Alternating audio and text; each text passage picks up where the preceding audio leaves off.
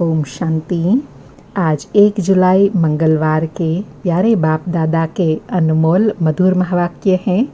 आज की मुरली के सार में विदेही बाबा ने आत्मिक स्थिति में रहने के लिए कहा कि बच्चे जब बाप दादा के सन्मुख बैठते हैं व बाबा के महावाक्य सुनते हैं तो क्या आत्म अभिमानी होकर बैठते हो। तुम्हें स्मृति है, हम मूल वतन से पहले देवी देवता धर्म में आते हैं, फिर क्षत्रिय वैश्य शूद्र धर्म में आते हैं, ऐसे चक्र लगाते रहते हैं।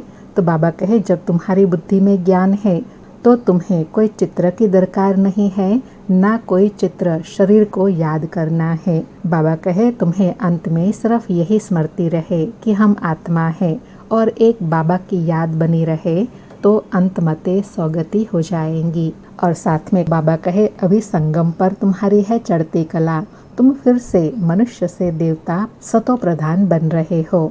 फिर ट्रांस के लिए कहा कि यह सूक्ष्म वतन की जो रम्मत गम्मत है वह भी अभी यह थोड़े समय के लिए है।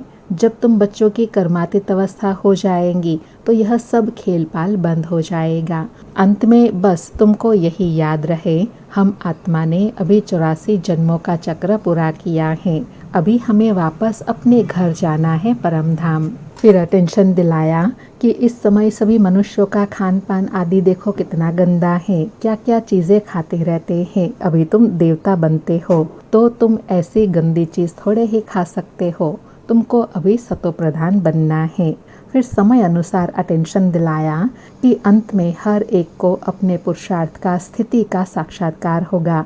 अगर पूरा पुरुषार्थ नहीं करेंगे तो पश्चाताप होगा कि हमने बाबा का कहना नहीं माना। बाबा कहे यह सब है बच्चों को समझाने के लिए कि पुरुषार्थ में लग पड़े, गफलत न करे। बच्चे सदा यह अटेंशन रखें कि हमें अपना टाइम सफल करना है, वेस्ट नहीं करना है। अटेंशन रखेंगे तो माया गफलत नहीं करा सकती है। बाबा भी समझाते रहते हैं बच्चे टाइम वेस्ट न करो, बहुतों को रास्ता बताने का पुरुषार्थ करो, महादानी बनो। फिर नशा दिलाते कहा कि तुम बच्चों को खुशी रहनी चाहिए कि अभी हम इस गंदी दुनिया से छूटते हैं। कहते हैं अच्छे कर्म करते हैं इसलिए सुख मिलता है। तो बाबा कहे अभी तुम बच्चे कितना अच्छा कर्म करते हो जो 21 जन्मों के लिए सुख पाते हो, जिसके लिए बाप कहते हैं सभी को यह रास्ता बताओ कि बाप की याद से ही निरोगी बनेंगे और स्वर्ग के मालिक बन जाएंगे।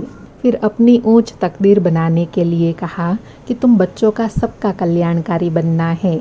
बच्चों को अपनी तकदीर ऊंच बनाने के लिए बाप श्रीमत देते हैं। मीठे बच्चे अपना सब कुछ धनी शिव बाबा के नाम पर सफल करो। अंत के लिए कहा जाता है किनकी दबी रहेंगी धूल में, किनकी राजा खाए, किनकी चोर लुट जाए, किनकी आग जलाए।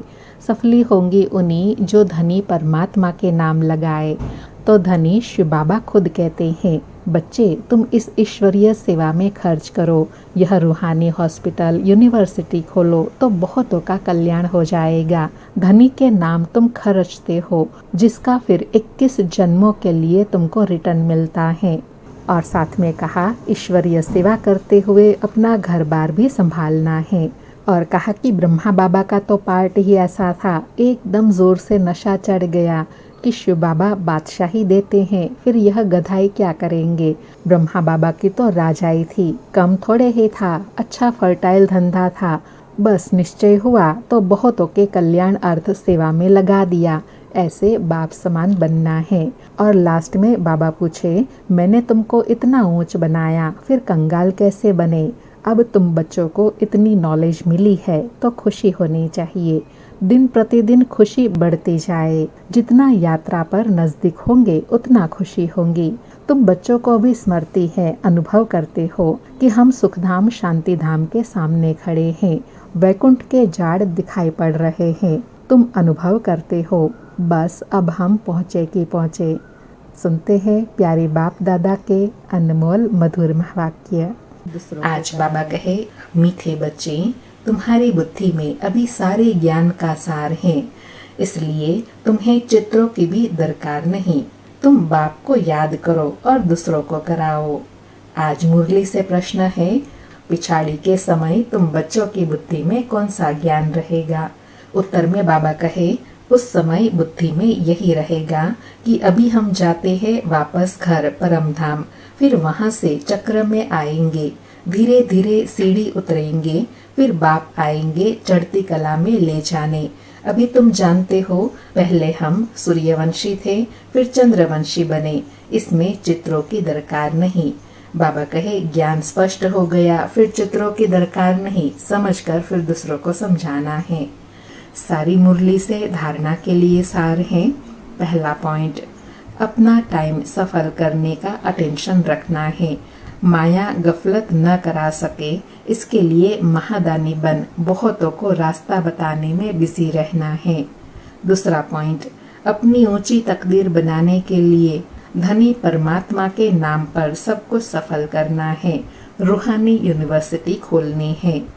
आज प्यारे बाबा का वरदान है, ऊंचे ते ऊंच बाप को प्रत्यक्ष करने वाले शुभ और श्रेष्ठ कर्मधारी भव।